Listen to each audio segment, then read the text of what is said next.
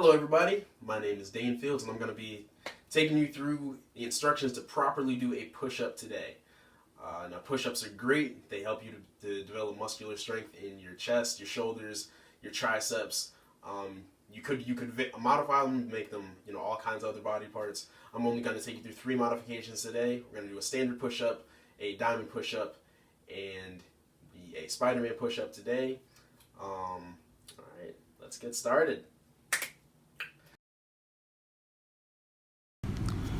Alright, the first push we're going to be looking at is their standard push-up. The first thing I want you to focus on is your hand placement. You're going to place your hands a little wider than about shoulder width apart. You want to center your shoulders and your body over those hands, and then have a slow and controlled descent and a slow and controlled push up.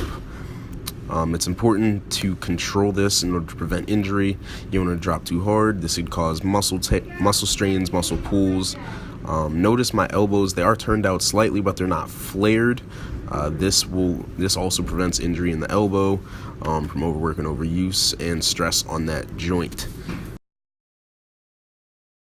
Another very important thing to consider and keep in mind when performing these push-ups is to try and keep your body as straight as possible. Notice as I descended to my push-ups, my hips aren't dropping, they're not raising. I am attempting to keep that straight line of my body intact. This will give you the greatest benefit because you are keeping the effort focused on those target muscles.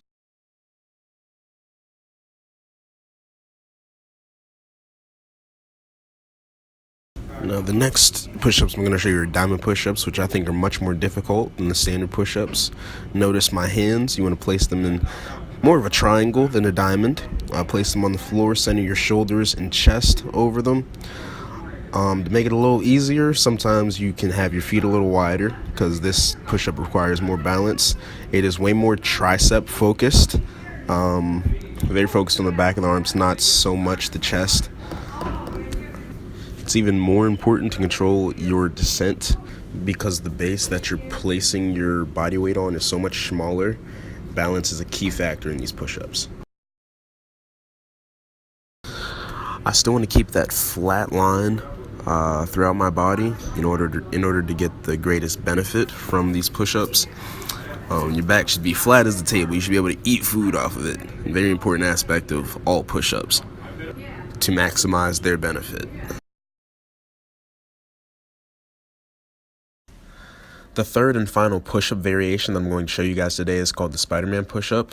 The hand placement is basically exactly the same as a standard push-up, about a little wider than shoulder width apart. You center your shoulders and your chest over those hands, and then watch as I descend into this push-up. I'm going to lift my right knee to my right elbow, and this is where the Spider-Man comes from because this is what he looks like while he's climbing walls.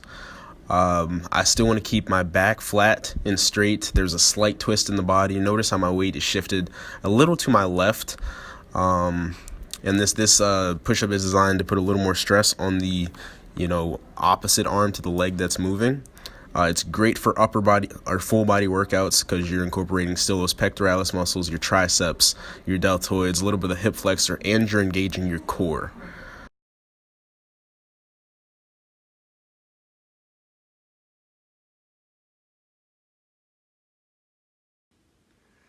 Now, this is what you are not going to do when doing push-ups.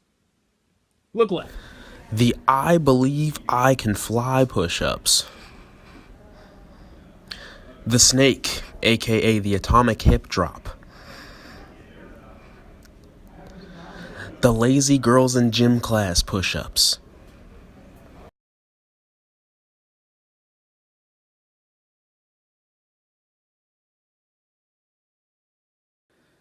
Well guys, I hope you enjoyed the video. Hope that everything that you learned is valuable.